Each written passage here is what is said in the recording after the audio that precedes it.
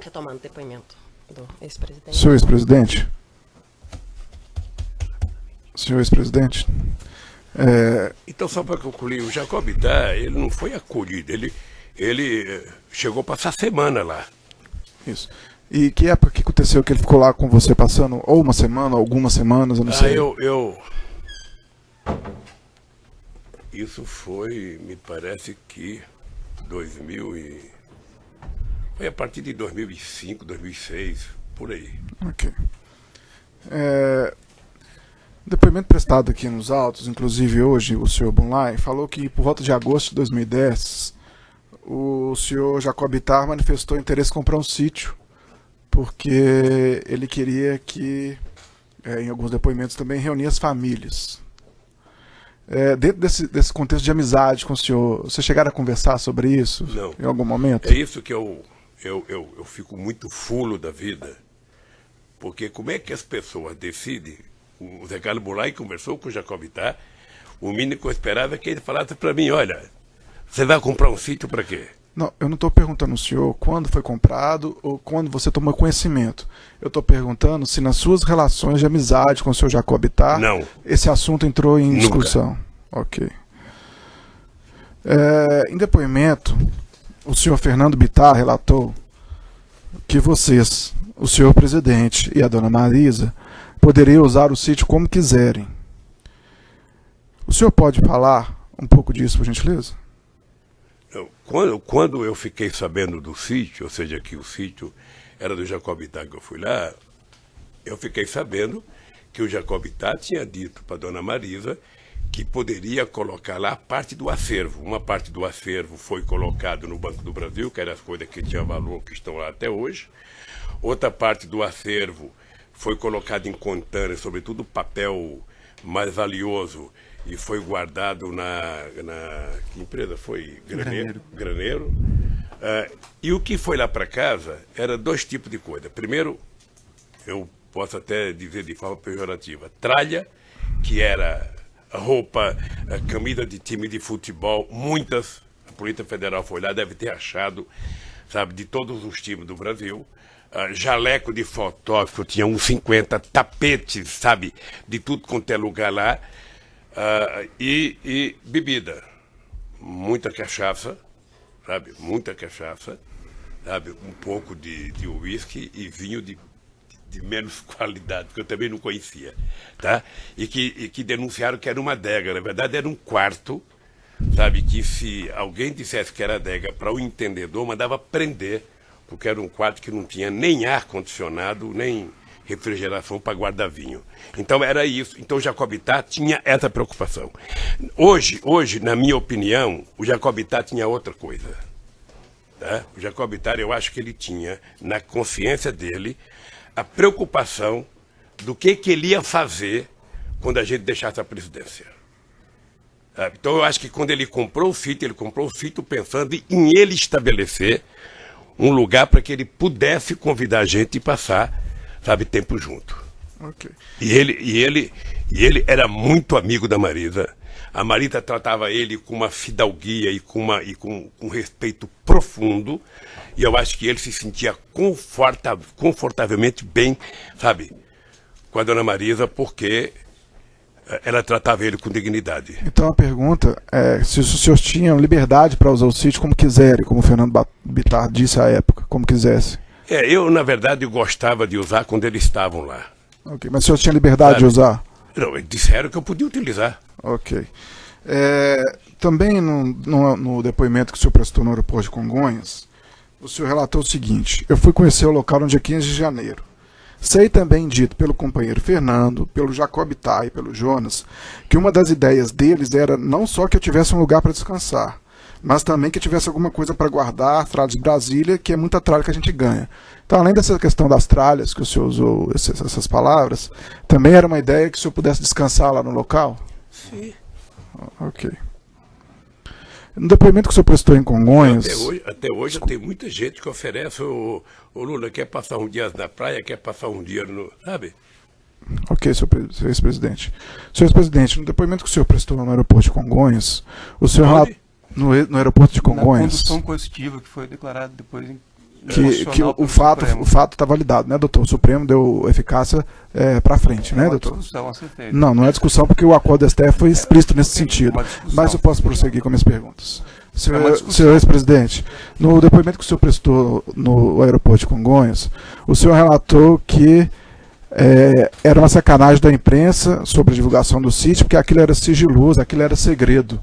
O que o senhor quis dizer com isso? Eu quero dizer que é o seguinte, que um presidente da República, que deixou a presidência da República com 87% de bom e ótimo, não tinha o direito de colocar o pé numa praia, não tinha o direito de colocar um pé no hotel, não tinha o direito de chegar no aeroporto. Sabe? Não tem, se um dia você ficar famoso, você vai perceber o quanto é difícil. Quanto é difícil. Você, na verdade, fica prisioneiro. Tá? Prisioneiro. Tanto que eles sabiam que o lugar que eu me sentia mais confortável era ou no Torto ou no Alvorada. Porque lá eu tinha segurança de que ninguém estava bisbilhotando, sabe, a presidência da República. Tá? É por isso, sabe, que era importante que tivesse isso. Tudo bem, senhor ex-presidente. Senhor ex-presidente, qual é a frequência de utilização do sítio de Atibaia por você e por Dona Marisa? Não sei, querido, não sei. Mas uma média. Se eu estivesse viajando, sabe, eu ia menos, se eu não estivesse viajando, eu ia mais, e dependendo de quanto que o Jacó poderia ir. Tá. Senhor ex-presidente, o senhor tinha intenção de comprar o sítio? Eu, na verdade, pensei em comprar o sítio para agradar a Dona Marisa em 2016. Eu tive pensando, porque se eu quisesse comprar o sítio, eu tinha dinheiro para comprar o sítio. Acontece que o Jacobitá não pensava em vender o sítio. Ok. O Jacobitá tinha aquilo como patrimônio. Eu queria exibir para o senhor ex-presidente o evento 2, anexo 286, excelência, que é uma minuta de escritura de 2012, em que consta o senhor ex-presidente e a senhora ex-primeira-dama como adquirentes do sítio. Isso em 2012. Isso foi apreendido na sua residência. Lá em 2012, o senhor tinha interesse em comprar o sítio? Não, então por que esse documento foi encontrado na sua casa? Porque também alguém tinha interesse de vender. Alguém tinha interesse de comprar? Sabe? Não. Não? Nem sei. Mas tem o nome do senhor aí. Não, veja. Mas se for feita uma minuta, se foi o Fernando Bittar que fez a minuta, ou foi o Jacob Bittar que fez a minuta, sabe? Obviamente que, como eu era amigo deles, eles poderiam ter oferecido para mim. Eu, se quisesse comprar o sítio, eu teria comprado, porque eu tinha dinheiro para comprar o sítio. Ok. Eu não comprei o sítio e não comprei em 2016, que teve outra minuta. Ok. E por que esse documento foi encontrado em sua residência, senhor ex-presidente? Ora, porque se a ideia era tentar mostrar que o Lula deveria comprar, deveria ter entregue lá em casa. Tá? Okay. Deveria ser entregue. Isso foi entregue ou para mim, ou para minha mulher, ou para alguém. Ok. Qual é o erro de ter sido montado da minha casa se foi feito para entregar para nós? Senhor ex-presidente. Se tivesse da casa do vizinho, que era complicado. O senhor Emílio, em depoimento prestado nessa ação penal, ele relatou que tinha muito apreço pelo senhor. Quem? O senhor Emílio Odebrecht. Ele relatou que tinha muito apreço pelo senhor porque o senhor era um homem que sabia ouvir as demandas da organização. E eu por ele. Ok. E, nesse contexto, ele alegou que tratava com você de assuntos da Petrobras e assuntos relacionados ao setor petroquímico. O senhor confirma que tratou desses assuntos com o senhor Emílio Odebrecht? É porque perguntado assim, truncado. Não estou truncado. Pode com calma, senhor presidente. Responder a minha relação com o Emílio Odebrecht. O Emílio era um dos mais competentes empresários brasileiros. Aliás, herança do velho pai dele, que era uma figura excepcional, tá? Que eu tive o prazer de conhecer. Tá? A minha relação com o Emílio era uma relação de um homem preocupado não apenas com o desenvolvimento do Brasil, mas preocupado com o desenvolvimento da economia brasileira em relação ao mundo. O Emílio Odebrecht tinha relação. Quando eu fui candidato em 89, eu já viajava para a América Latina, só tinha 2 embaixadores do Brasil no exterior, na verdade. Um era o representante do Banco do Brasil, que tinha em quase todo lugar, e o outro um representante da Odebrecht. Onde fizesse reunião, tinha lá o cara, ô seu Lula, eu sou representante da Odebrecht. Tá? Então a Odebrecht, ela tinha muita representação na América Latina, e ela tinha muita representação na África. Até porque foi a única empresa que trabalhava em Angola no tempo da Guerra Civil. Ela atendia tanto os interesses do Zé Eduardo, que ganhou a Guerra Civil, quanto do líder da oposição, sabe? Eles conseguiam conviver. Bom, com base nisso, eu tinha uma relação com o Emílio, uma relação profissional, republicana, decente, digna e respeitosa. Eu posso dizer, procurador, posso dizer, olhando nos seus olhos, que o Emílio Odebrecht, a relação comigo era uma coisa que o Emílio, toda vez que ia conversar comigo, ele levava, e eu tentava pedir para todos os empresários levarem uma agenda para dizer o que queria conversar. Porque se não leva agenda, começa a contar piada, começa a conversar, daqui a pouco meia hora de audiência acabou. E o Emílio sempre discutiu comigo interesses desse país, interesse da indústria nacional, interesse de política de inovação, interesse de política de investimento do Brasil no exterior. É por isso que eu fui a Angola em dezembro de 2003 e fiz um discurso onde o Estadão fez uma matéria me criticando porque eu dizia que os empresários brasileiros eram covardes, não tinham coragem de investir no exterior. Porque o investimento do Brasil no exterior era fincar a bandeira nacional em qualquer país, como fez o Canadá no Brasil no começo do século passado, como fez a Inglaterra no Brasil no começo do século passado, como fez os Estados Unidos, construindo ferrovia hidrelétrica, e eu acho que o Brasil tinha obrigação. E isso eu discutia com o Emílio, eu discutia com outros empresários. O setor do álcool, eu passei um tempo tentando convencer o setor sucroalcooleiro a utilizar a África para vender etanol para a Europa. Senhor ex-presidente, o senhor Emílio realmente gostava muito do senhor, ele até ficou envergonhado no Ministério Público, não lembrou a data do seu aniversário. É, grave. E naquela oportunidade... Ele devia ter me mandado um presente. Naquela oportunidade, ele apresentou algumas agendas com pautas do setor petroquímico, essas agendas aí que o senhor falou que pedia. Então, ele tratou com o senhor sobre a petroquímica? Não necessariamente. Eu estou perguntando. Na verdade, eu estou perguntando. A pergunta tem um pressuposto que não pode ser... Ele já foi perguntado no começo. O senhor tratou sobre essas questões petroquímicas com ele? Quando? Nessas várias audiências que o senhor teve. Em vários momentos a gente discutia indústria química, petroquímica, óleo, gás. Ótimo. Isso é discutido com todos os empresários. Tudo bem, senhor ex-presidente. Aliás, discutia muito com a Abdib, que era a empresa, e com o Sindicato das Indústrias Pesadas no Brasil. Senhor ex-presidente, posso continuar a perguntar? Pode. Tudo bem. Se o senhor te interromper, se o senhor quiser falar, o senhor pode Não, pode pedir uma falar. parte. Senhor ex-presidente, o Paulo Gordilho, da OAS, ele relatou também que o Léo Pinheiro gostava muito do senhor e que o senhor tinha ajudado bastante a empresa OAS e que você foi muito importante para o Léo Pinheiro. Como é que foi isso? Deixa eu dizer, ó, sem nenhuma falsa modéstia, todos os empresários deveriam gostar muito de mim. Não, o senhor Léo Pinheiro gostava muito do senhor. Deveriam o Paulo gostar. Gordilho Eu falou. nunca tive coragem de perguntar se eles tinham votado em mim alguma vez, porque acho que nenhum votou em mim. Porque para votar tinha uma questão de pele. E aí o Lula já não cabe mais. Mas todos me tratavam com respeito, todos. Do maior produtor de açúcar e álcool desse país, a maior construtor civil, ao maior banco do Brasil, os bancos, todos me tratavam com muito respeito, porque eles viveram no meu governo o momento de ouro desse país. O Brasil nunca teve tanta credibilidade no exterior, nunca foi tão orgulhoso ter passaporte brasileiro no exterior, nunca se gerou tanto emprego. Eu agora fico com pena quando eu vejo, tem brasileiro indo para Portugal para procurar emprego, tem brasileiro... No meu tempo de governo, as pessoas voltavam de Portugal, voltavam do Japão para trabalhar aqui no Brasil. De tanto emprego que a gente gerou, 20 milhões de empregos. Então, todos eles. A OAS saiu de menos de 20 mil empregados para não sei quantos milhares de empregos. A Odebrecht saiu de não sei quanto para quase 200 e pouco mil empregados. A Petrobras saiu de 30 para 80. Então, todos, na verdade, todos eles deveriam, sabe, me agradecer pelo período que o Brasil viveu no meu governo. Então, gostar de mim, eu não diria que é obrigação. Okay, mas é um senhor dever presidente. deles. E aí o senhor Léo Pinheiro falou, olha, o Lula foi muito importante para a OAS, ele nos ajudou. Como que foi isso, senhor presidente? Não, porque a quantidade de obras. Só, procurador, quando eu cheguei na presidência da República, esse país era tratado como se fosse uma republiqueta de bananas. Eu lembro de uma briga que eu tive quando o presidente do BNDES e o presidente da Petrobras diziam que esse país não tinha capacidade de produzir navios. Em relação a essa especificamente? Hein? Em relação à Não, empresa é que sabe o que acontece? Não tem uma relação de ajudar um.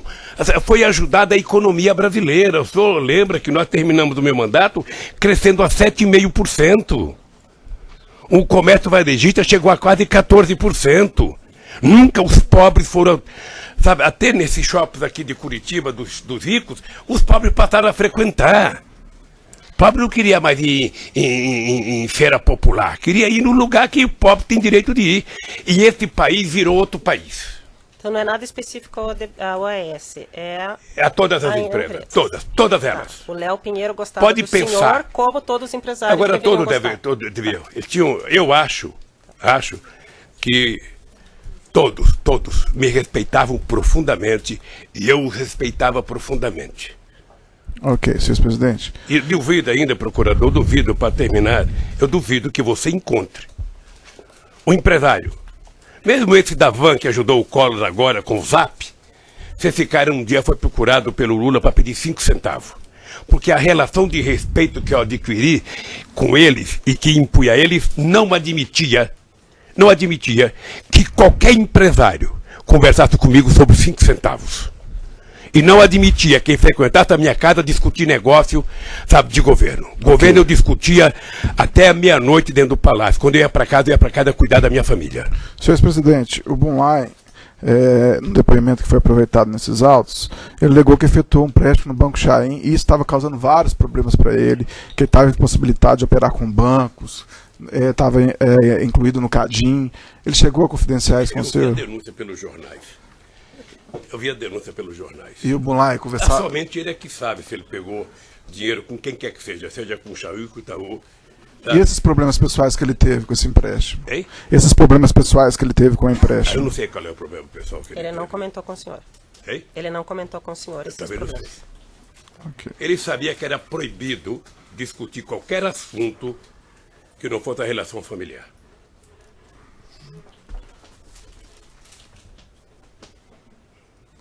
Senhor presidente, nos e-mails apreendidos no Instituto Lula, diversos encontros do senhor Bunlai com o senhor, entre eles eu vou citar alguns.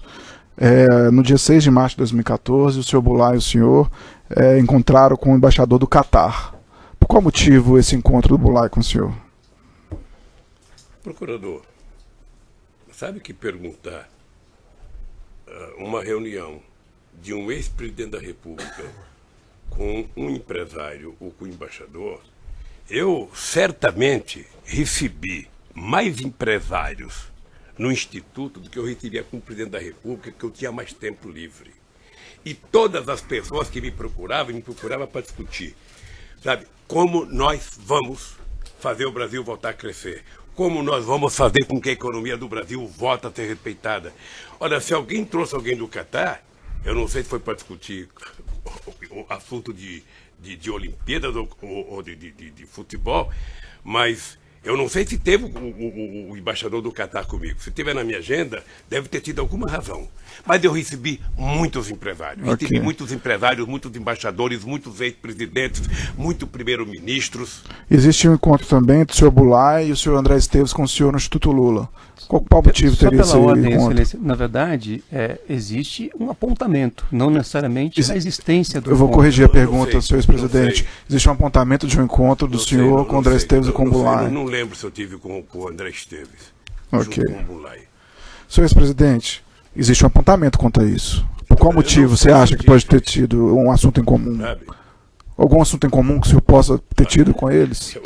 Se teve algum assunto em comum que eu não sei, deve ter sido o Zé Carlos Bunlai em dificuldade econômica, querendo que o BTG salvasse a empresa, como todo mundo fazia. Ok, E nem senhor. sempre salvava.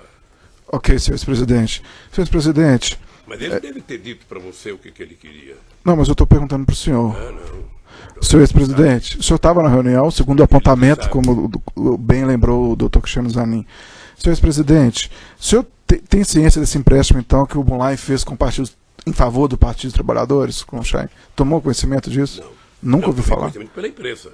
E quando você tomou esse conhecimento? Quando começou a denúncia. Ok. E o senhor tem conhecimento que a Chaim foi favorecida em contratos na Petrobras? Não acredito. Não acredito? Por qual motivo? Porque tudo que vocês falam da Petrobras, eu digo que vocês falam porque às vezes a Petrobras é tratada como se fosse uma merreca, uma porcaria de empresa.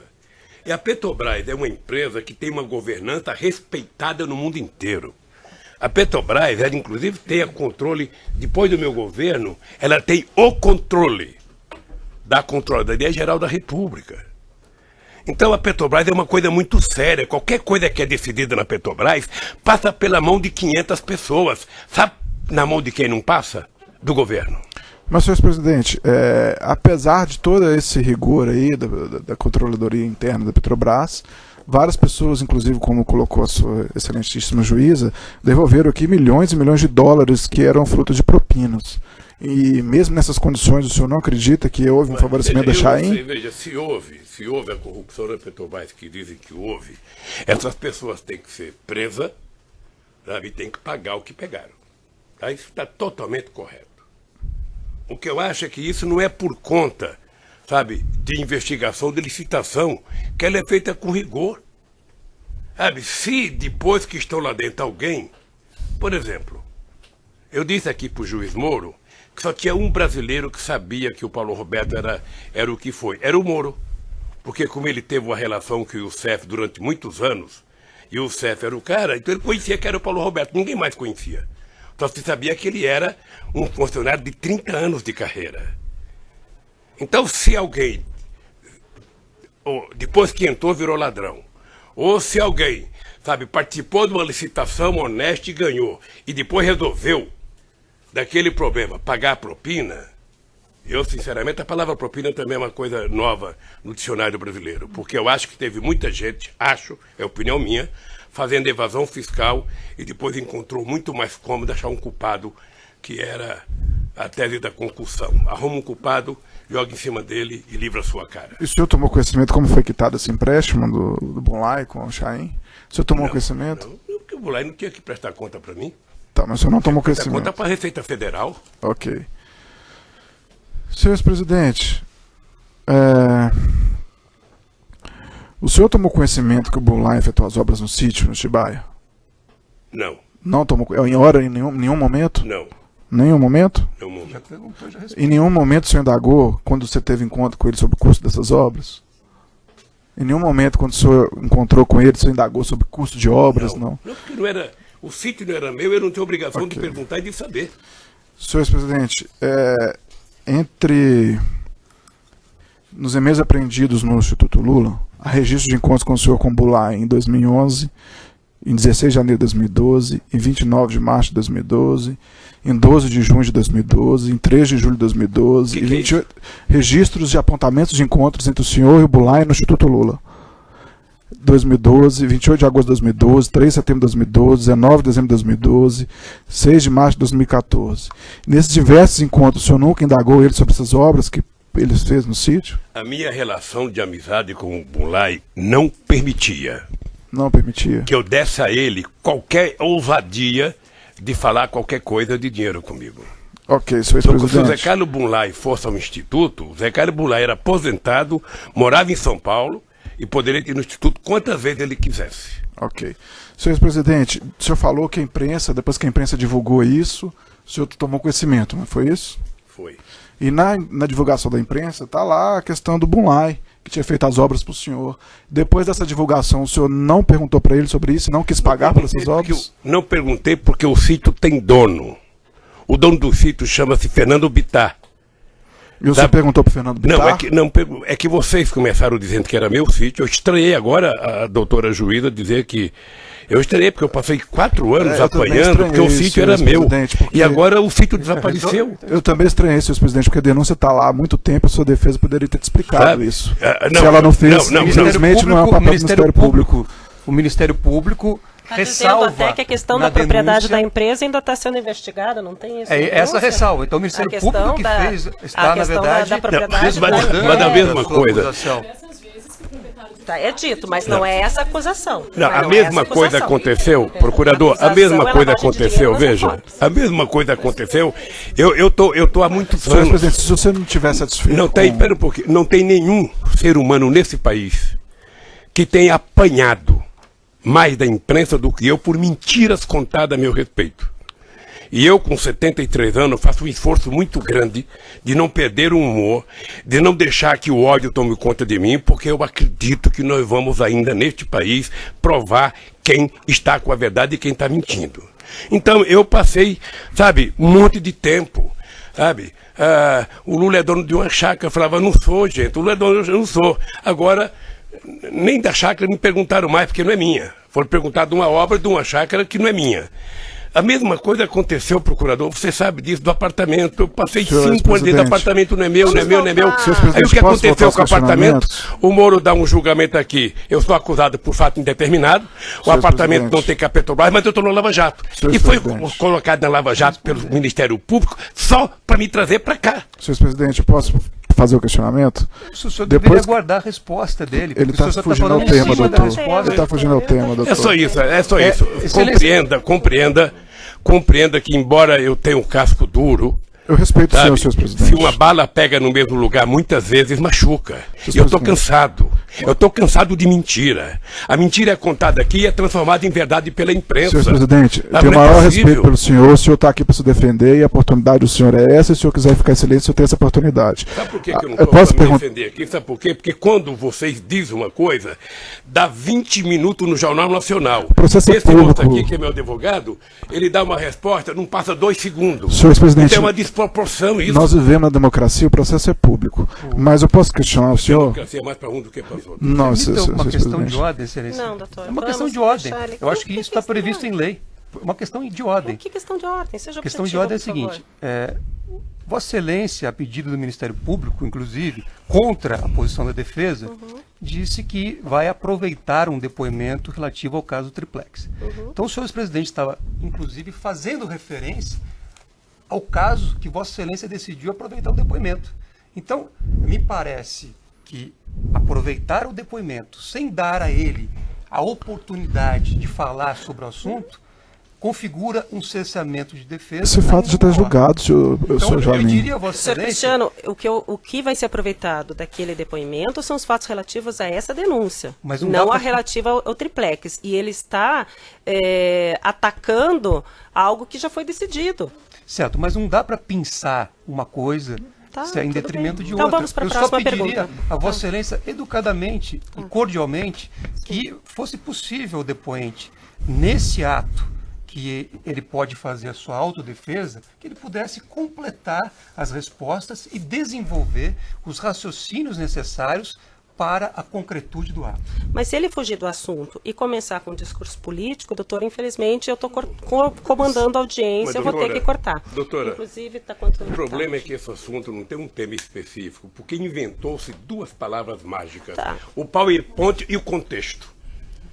Isso sabe? Já foi passado e nessas no passado. 2 palavras Vamos parece uma caçamba de jogar problema. Vamos às sabe? perguntas? Então tudo está dentro do contexto, porque a mentira tem que ser... Senhor presidente, o senhor está aqui para se defender, se fique tranquilo, se for mentira, se for mentira, o órgão acusador do Ministério Público ele não tem interesse em condenar pessoas por fatos que são falsos. Então o senhor fique tranquilo com relação a isso. Vocês já conseguiram até me tirar do processo eleitoral. Senhor presidente, não foi... Porque eu sabia que se eu fosse candidato eu ganhava no primeiro turno das eleições. A primeira coisa foi me condenar de forma apressada para me tirar. Áudio pelo Quem tirou?